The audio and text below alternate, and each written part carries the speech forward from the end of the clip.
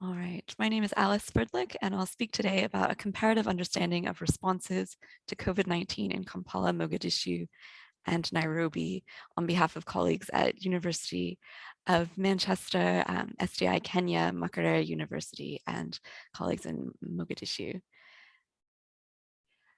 We conducted document analysis and qualitative data collection with an array of stakeholders in the three cities, with a focus on low-income residents, government officials, and civil society groups, as well as various private sector groups.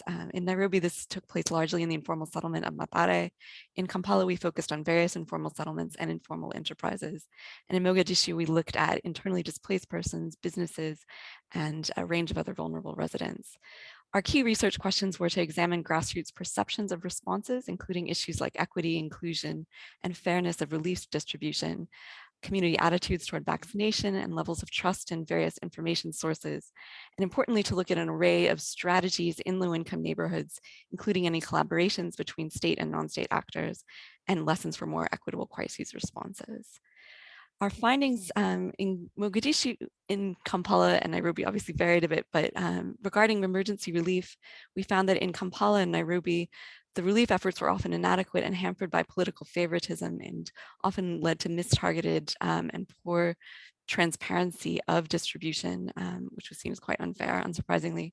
While Mogadishu, the government's direct relief efforts were fairly limited overall, and the initiatives typically focused on enhancing access to healthcare and coordination amongst the various international humanitarian actors. Largely, residents' access to COVID-related healthcare was seen as equitable, in somewhat contrast to other findings in the other cities. We also examined civil society and private sector efforts to raise awareness, which entailed several creative strategies that usefully complemented risk communication strategies by governments. So in Kampala, we saw that village health teams and local council leaders were helpful in implementing such campaigns using mounted radios or megaphones, door-to-door sensitization, and efforts particularly by youth supported by the Red Cross and African Medical and Research Foundation, or AMREF. So that's just one of many kind of bottom-up interesting coalitions that were able to offer some important benefits in the face of misinformation and lack of understanding around the pandemic. While in contrast in Mogadishu, some of these similar relief awareness raising campaigns were led by private enterprises such as Hormuz Telecom and a mobile money transfer company that not only raised awareness, but also donated medical equipment. So we can explore these further if you're interested in our related paper, of course. And throughout, we looked at an array of non-state actors such as community health volunteers, private firms, youth, and various grassroots organizations that we found were key in assisting marginalized groups, but of course would benefit from having additional government support and recognition. We looked at the types of collaborations and the forms that they took, which were often emergency responses like providing cash or food, and of course did not necessarily adopt a strategic longer-term approach given the nature of the crises that were so short-term and immediate. But we did uncover some emerging interventions like enhancing health systems, countering police brutality, supporting upgrading and interventions in informal settlements, and ways of creating more constructive relationships with informal workers and residents of informal settlements that we argue may have possibilities to support more equitable and lasting changes. So just to drill down a little bit into some of these different forms of interaction, we looked at the concrete entry points for COVID responses, whether emergency relief distribution, as discussed, risk communication strategies, service delivery, because given the pivotal role of WASH in informal settlements, this was often a key entry point, as well as efforts to improve health sector robustness, strengthening livelihoods, especially of informal workers, potentially with efforts by community savings groups. And importantly, a cross-cutting priority was to enhance data collection of informal workers and informal settlements, which can potentially change the terms of inclusion and raise the visibility of these groups, such as we explore efforts to improve street addressing and create settlement profiles of informal settlements in Nairobi.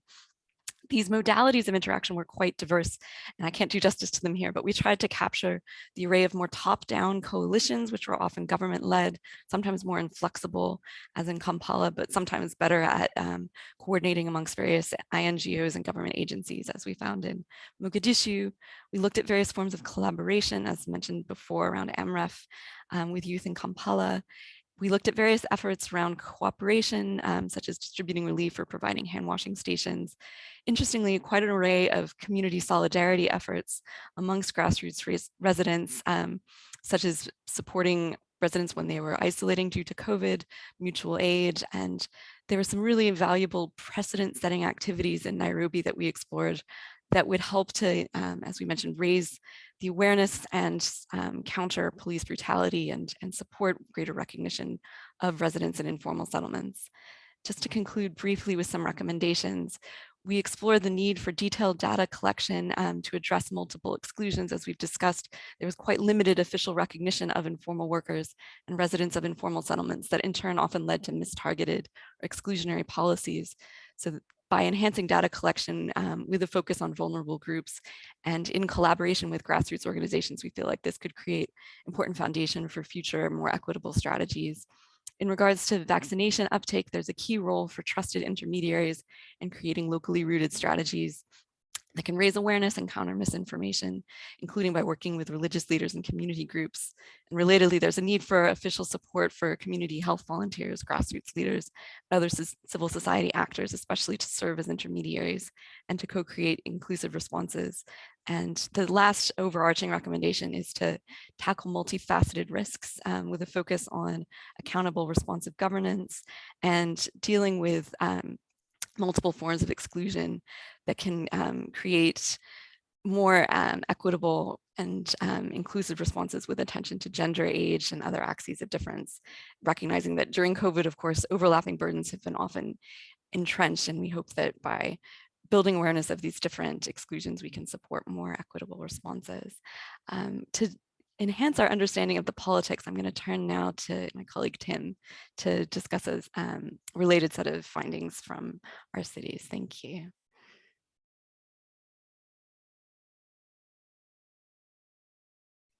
Sorry, I was on mute. Thanks very much, Alice. I'm not sure if you can see me. I don't suppose that's particularly important. But anyway, this is about understanding the politics of COVID-19 in Kampala, Nairobi, and Mogadishu, a political settlements approach. Again, it was funded through the COVID Collective at IDS Sussex, a grant made to the African Cities Research Consortium.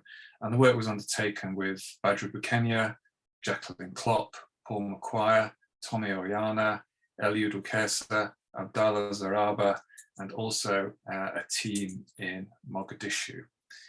Okay, so the research was inspired by the idea that although it's well known that pandemic responses are highly political, little work has been done on the politics of the response in cities. And this is perhaps surprising because cities are key sites of transmission, and capital cities in particular are key sites of political struggle. Next slide, please. So we looked at the politics of COVID response in Kampala, Mogadishu, and Nairobi.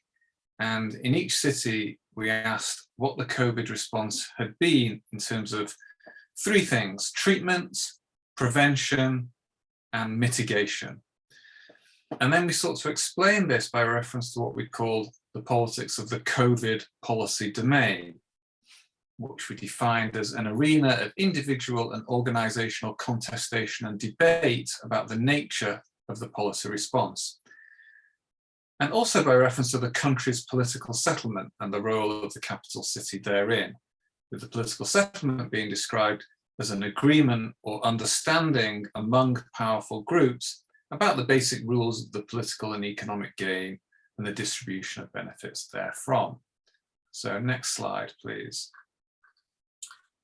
So what we found was that treatment options were quite limited in all of our cities, with Mogadishu and Nairobi at opposite ends of the spectrum, meaning that the policy response focused heavily on prevention. Now, all the cities introduced public information campaigns, mask wearing to some degree, enhanced hand washing measures, disinfection of markets, that kind of thing, and all enforced various forms of social distancing, including lockdowns of greater or lesser severity. But here I think it's notable that Kampala seems to have had the most stringent response, including the world's longest school shutdown, followed closely by Nairobi, with Mogadishu lagging some way behind. And if you look at the next slide, this shows the stringency response for the respective countries of Uganda, Kenya, and Somalia. And again, I think this sort of mirrors our impressions based on qualitative research from the cities. However, in all the cities, the enforcement of lockdown measures was accompanied by extortion and brutality, sometimes entangled with election dynamics. And I think, again, Mogadishu was at the lower end of the spectrum here and Kampala at the upper end. So if we can go to the next slide now. Oh, sorry, I think we missed a slide. Yeah, okay. So naturally, these measures created a great deal of hardship, and all the cities also introduced measures to mitigate this. So in Mogadishu, there were tax and import duty cuts, and humanitarian programs, which were largely donor-driven, were scaled up. In Kampala, there was an emphasis on government-distributed food relief, plus a plethora of NGO and civil society initiatives. And in Nairobi, most ambitiously, there were tax cuts, a stimulus package, and an expanded cash transfer and public works program in low-income neighborhoods.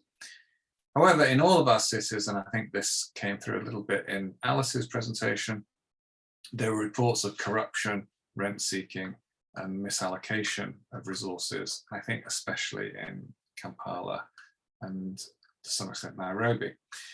So if we go to the next slide, please. I'm going to skip what we have to say about the policy domain and focus instead on our political settlement findings. So all of our countries have what we call a broad dispersed settlement, represented schematically in the top left of this matrix.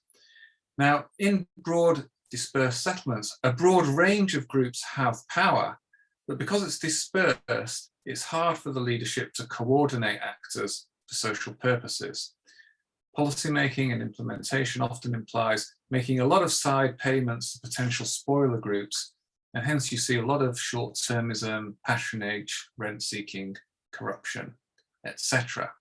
So if we go to the next slide, please. Now this slide shows codings for the 3 countries in 2018, before the pandemic.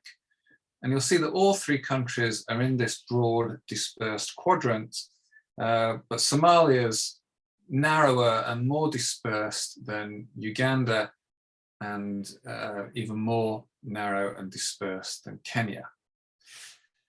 So if we go to the next slide. Now, if we look again at the outcomes in terms of prevention and mitigation, we see that the relative positioning of these countries in the political settlements typology does a pretty good job of predicting the nature of the policy response. For example, you would expect Somalia, with a very dispersed power configuration, to struggle to implement a lockdown effectively. And you'd expect Kenya, with a very broad social foundation, to have more ambitious social protection policies.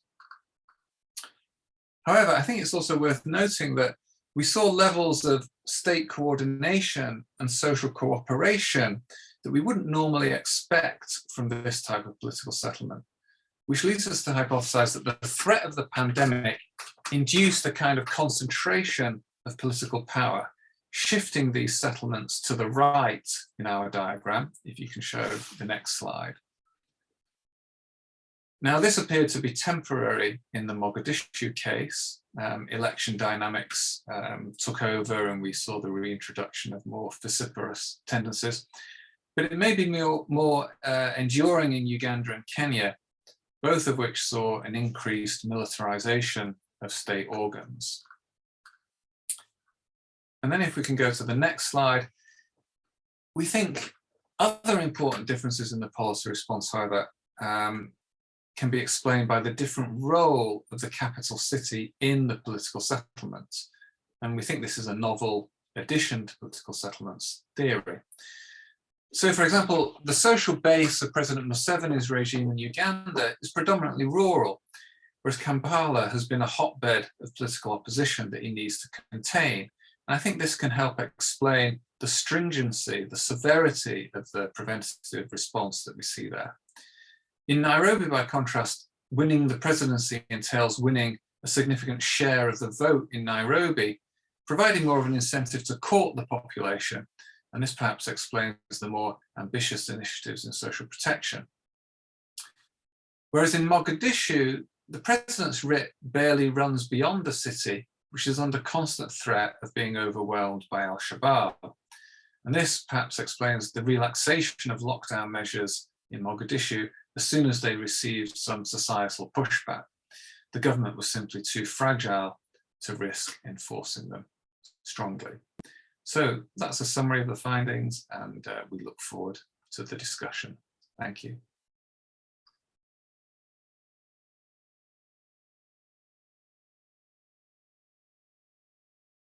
Okay.